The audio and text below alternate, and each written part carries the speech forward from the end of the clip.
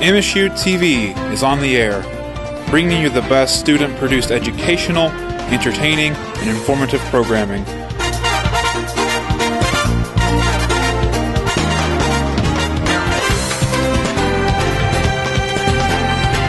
Broadcasting out of Breckenridge Hall on the campus of Morehead State University, MSUTV is signing on. Good evening and welcome to NewsCenter. I'm Kyle McKenzie. And I'm Shelby Steele. This is your news for November 17th, 2011. With Thanksgiving break just around the corner, everyone has turkey on the brain. This past Wednesday, students and faculty got an early Thanksgiving dinner at the Methodist Student Center here on campus. NewsCenter has the story. Despite the rainy weather, students and some faculty made their way to the MSC to get their fill of turkey, mashed potatoes, and all of the other fixings that make up the traditional Thanksgiving meal. NewsCenter spoke to the pastor of MSC to find out how long this event has been going on and why they keep hosting it. This is a mission ministry toward college students as well as faculty staff at Morehead State, sponsored by the United Methodist Church, but you don't have to be United Methodist to be a part of our circle of fellowship. The Thanksgiving dinner, this is my 7th year as campus pastor here for me to oversee students and equip them with what they need to serve this many people. It's really crowded here. It's a fun problem to have. I wish we could host even more, but for the past 2 or 3 years, we've guesstimated that we've fed over 300 people a meal in Jesus' name. And why do we do this? We do this mainly because we feel that Jesus Christ loves and cares for the people on this campus. Faculty, grad students, staff, students, undergrads, transfers, commuters, living in the dorm residence. It doesn't matter. Jesus Christ cares for you, then we got to care for you as well. So especially at this time in the year when funds are running low and when people are hurting for some free food, we'd really like to give them a good meal in Jesus' name to remind them that God still cares and we want to be a place where people can be loved on in Jesus' name. NewsCenter also asked some of the students in attendance how they felt about the dinner. I've been coming to the Methodist Student Center since my freshman year, and we've had the Thanksgiving dinner both years, and it's amazing food and the great servers and everything, and it's just a great place to be. And they've done a Thanksgiving dinner past 3 years, and I understand that they've done it years before that. And it's always a great success, I think. This time of year people are running out of meals on their meal plan, and it's just a great opportunity for our ministry. And just to meet and greet and for people to fellowship together. It's just great to have this dinner. Anytime we can feed hungry students is a good thing. I think we feed over 300 usually, so that's good. I came to the MSC for the free dinner. Who doesn't like free dinner? This is my third Thanksgiving, but second Thanksgiving helping. I helped with the drinks last year, and this year I was in charge of the kitchen and organizing all the cooks and all the new people, try to get them involved. It's a lot of work, but it's amazing to see all the people come up. The Methodist Student Center hopes to continue this tradition for years to come. For NewsCenter, this is Ariel Ross. The Anima Animus art exhibit is being featured in the Claypool Young Art Gallery. Through a national call for submissions, the exhibition Anima Animus was curated to include 5 artists from near and far who all include references to the animal kingdom in their work. The gallery features work by Jillian Ludwig, Jean R. Wilkie, Renee Harris, Ruth Stafford, and Lennon Mikowski.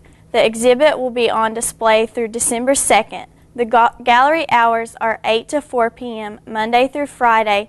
For more information, contact Jennifer Rice at 606-783-5446 or email her at j.rice@moreheadstate.edu. A car accident left an infant dead Tuesday. Kentucky State Police say the 1-year-old child was not in a proper child restraint. The accident occurred in Marion County where 35-year-old Eugene Owens pulled out in front of 57-year-old Tim Clark. Clark was not in serious condition. The accident has created a stir among Kentucky lawmakers, leaving the question, should parents be charged with neglect if children are not in proper restraints, or to continue giving parents an improper restraint ticket. And we'll be right back after the break with Don Young and a quick look at weather. When you got some homework and you need a place to go. When you're working on a project and your computer is slow. There's a little place on campus that I think that you should know about. The first story of the library is what I'm talking about. Walk past Java City and then you will see the new commons area is where you should be. They got computers and printers, couches, tables and more. It's the perfect place to go for study time galore.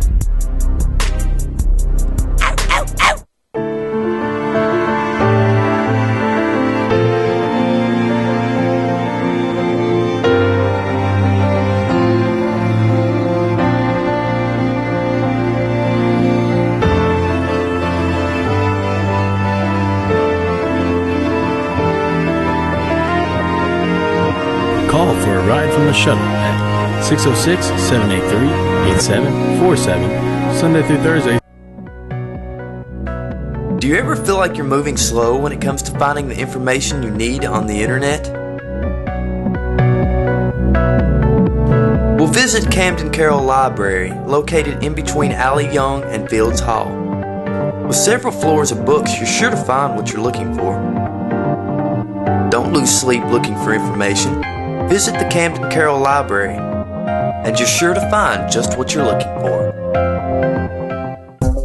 The Morehead State University Space Science Center has been established to provide a research and educational facility with state-of-the-art laboratories for undergraduate students in space science. The Star Theater located inside functions as a classroom and public entertainment room featuring laser light shows and 3D movies. To contact the Space Science Center, call 606-783-2381. For events in the Star Theater, call 606-783-9593. Do you feel like playing video games? Or surfing the internet? But you need to study? If you're having trouble focusing on what's important, you may suffer from ADHD. Stop by the Cottle Health Clinic located in Alley Young Hall between 8 a.m. and 4:30 p.m. or call 783-2055 to make an appointment. Welcome back to NewsCenter. Right now it's pretty cool outside, but at least it's not raining anymore. It's mostly clear. Looking outside and you can see a few clouds in the sky, but overall pretty nice day. Temperatures around 41 degrees outside with the dew point around 15, so pretty standard day for this time of year. Taking a look at your Doppler radar across the Commonwealth. We'll look at that in a minute. Record temperatures, their high was set back in 2009 at 71, so not anywhere really close to that today, about 30 degrees off, and we're nowhere close to the low set back in 92, so it was around 10. So glad we're not near either one of those today. But like I said, taking a look at the Doppler radar, you can see that there's not really a whole lot going on in the Commonwealth. You can see it's pretty clear from the west to the east going out that way. Those storm showers we've seen over the past couple days, they've worked out into the East Coast and went into West Virginia and mostly turned to snow due to the colder temperatures out that way. So I'm glad we avoided the snow, so that was nice. Taking a look at your temperatures across the Commonwealth, you can see down in Bowling Green, you're seeing temperatures around 49. That's the hot spot in the state for today. Louisville seeing temperatures around 47. Frankfort, the capital, temperatures around 45. Covington seeing temperatures around 42. Lexington, 44. Down in London, temperatures around 45. So overall, as you can see, it kind of gets a little colder as we move out to the east, and that's where that snow is coming from. But we'll have more for you soon, and for now, we'll take it to Shelby Steele with NewsCenter Notices.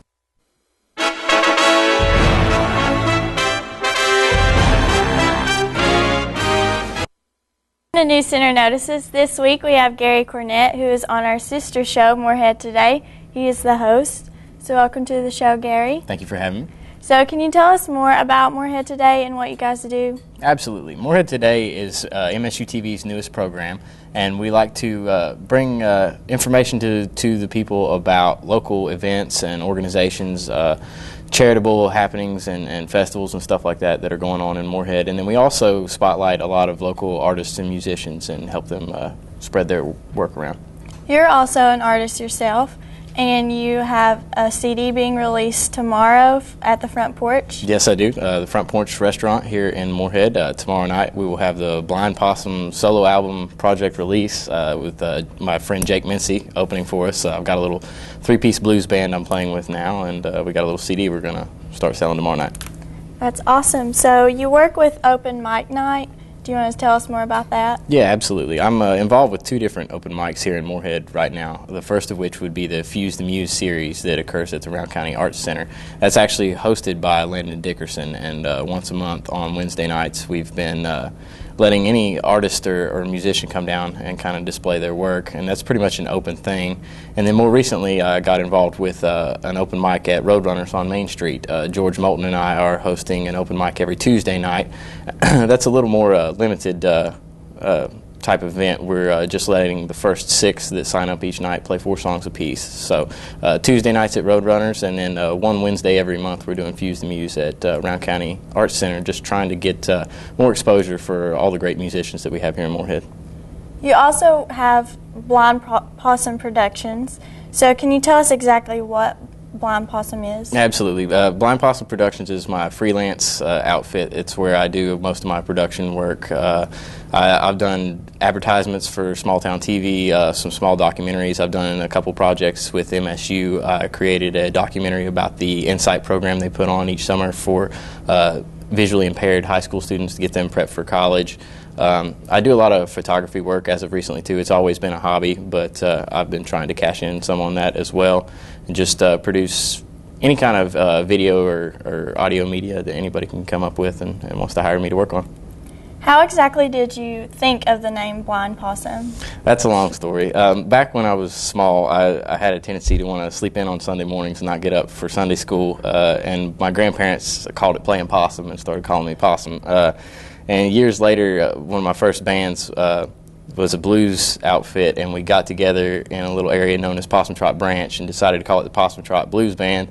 And since I've been called Possum before, and there's a long-standing tradition of blues musicians being known as blind this or blind that, we coined up the term Blind Possum, and it just kind of stuck.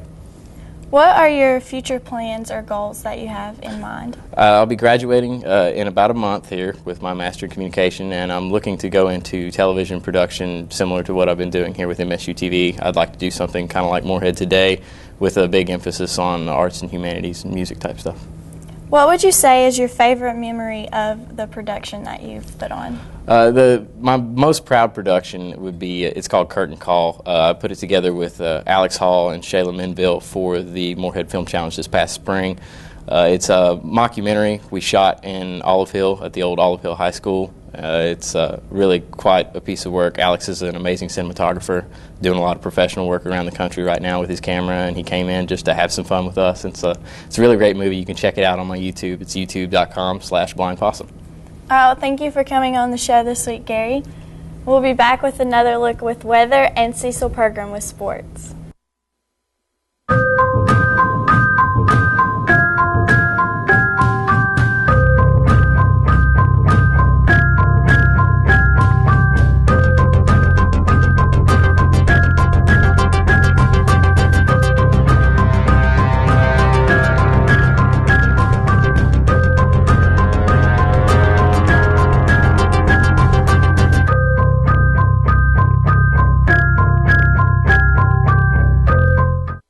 For over 25 years, the Kentucky Folk Arts Center has provided the community with some of the finest folk art pieces amongst the region. The first floor gallery displays a periodically alternating exhibit of the center's most impressive permanent collection, as well as a wide array of unique items for sale at its gift shop, such as jewelry, sculptural pieces, alongside t-shirts. The second floor hosts several different folk art exhibits throughout the year.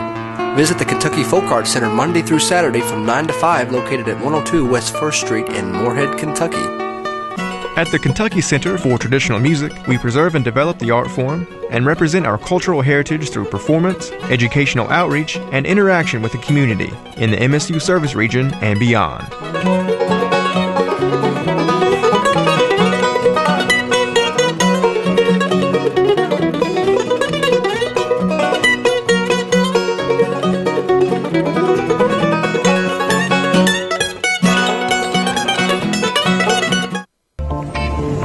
What's wrong, dude? Second guessing that cheeseburger?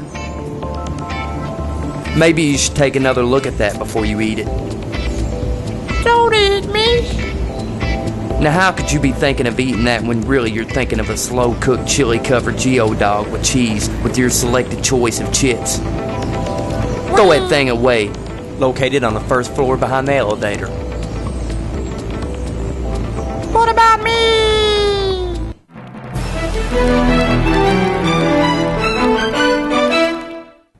Welcome back to NewsCenter. Luckily, those storms have finally moved out of the area, but with that, we have seen some cooler temperatures. Right now, it's about 41 outside here around Moorhead, but it's mostly clear, so that's nice. Humidity is around 36%, so that's about average for this type of day. The winds are in the northwest at around 8 miles per hour, so with those winds, it's making it feel a little cooler than 41. Feels more about 35 outside, but not too bad. Taking a look at your Doppler radar across the Commonwealth, you can see that there's not a whole lot going on. Over to the western part of the state, there's nothing going on at all. On our side, you can see where those showers are kind of moving out, and as they go over into West Virginia, they're turning to snow where they're just seeing a lot cooler temperatures. And you can really tell across the temperatures across the state. As you can see down in Bowling Green, temperatures around 49, but over in Jackson, temperatures around 40, Ashland 43. So the temperatures are decreasing the further east you go. The capital, Frankfort, seeing temperatures around 45, Lexington, temperatures around 44, Covington, a little cooler up north, temperatures around 42, but overall pretty much average around in the 40s across the state.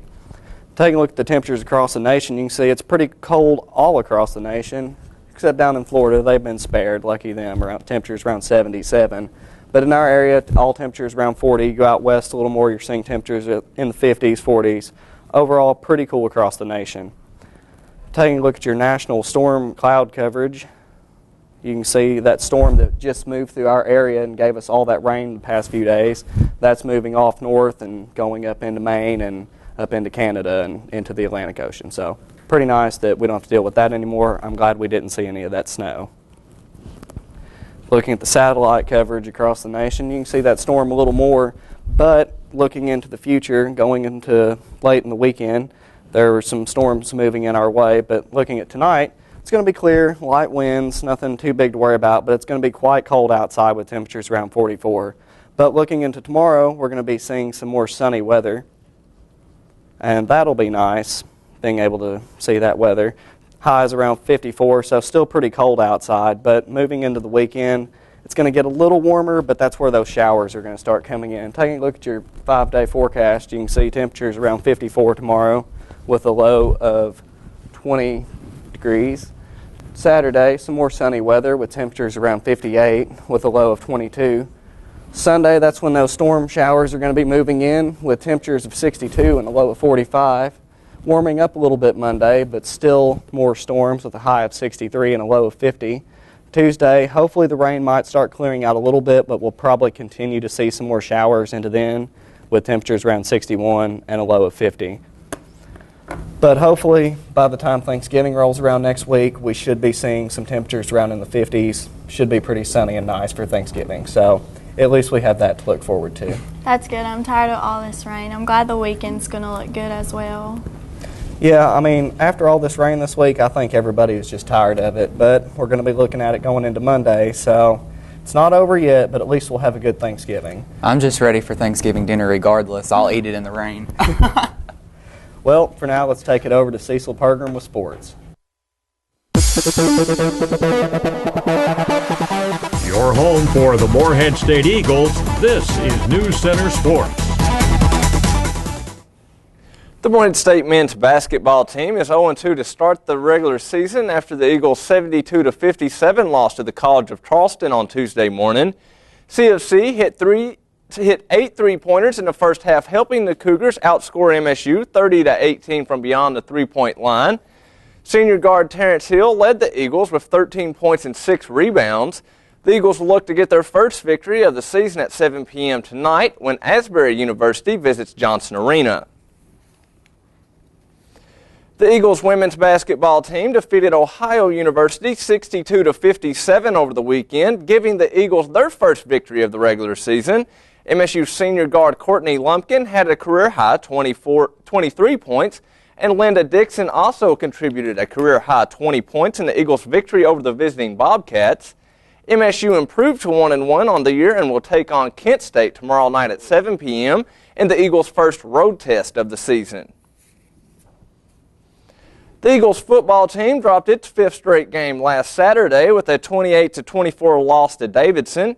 Eagles junior quarterback Zach Lewis became the first Eagles quarterback in Eagle history to pass for 3,000 yards in a single season.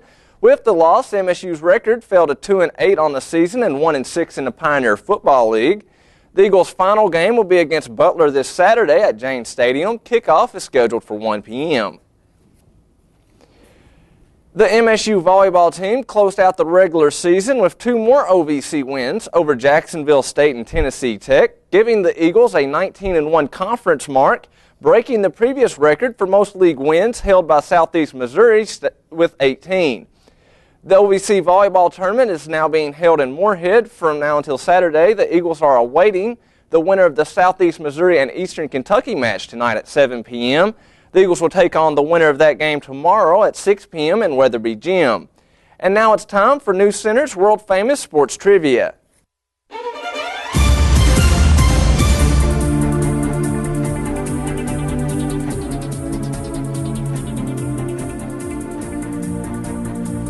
When was the last time the men's basketball team made back-to-back appearances in the NCAA basketball tournament? A, 1957, B, 1978, C, 2010, or D, never?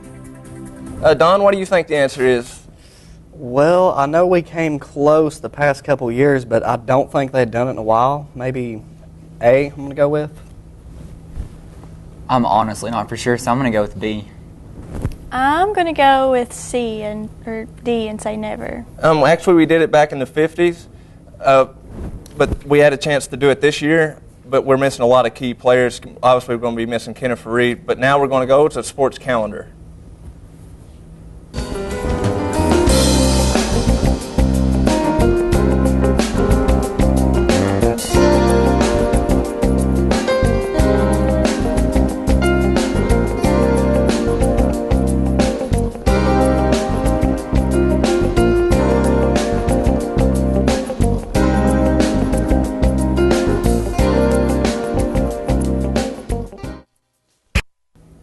Part 2 of Dr. Sharon Denham's Educational Wellness Workshop was held Tuesday. The workshop consisted of a healthy cooking class for diabetics and promoted diabetes prevention. The demonstration showed participants how to prepare diabetes-friendly foods. Participants also received healthy recipes and health cooking tips. Nutritional information was given as well to help people understand healthy eating habits. If you are interested in knowing more about wellness seminars, you can visit www.moorheadstate.edu/livewell. A philanthropic event was hosted on campus last Tuesday. NewsCenter has more on the story.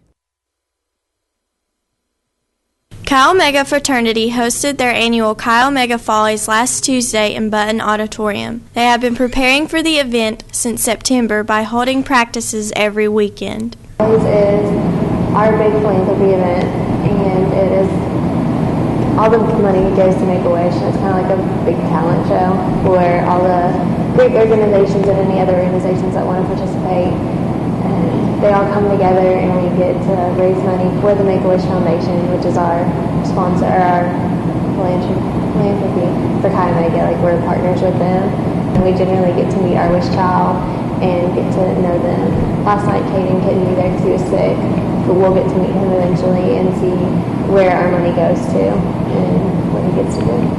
Make-A-Wish Foundation has been around since 1980. The Make-A-Wish Foundation has given hope, strength, and joy to children with life-threatening medical conditions. Grant wishes, which is like just something that the child wants to do and doesn't really have the means to do it.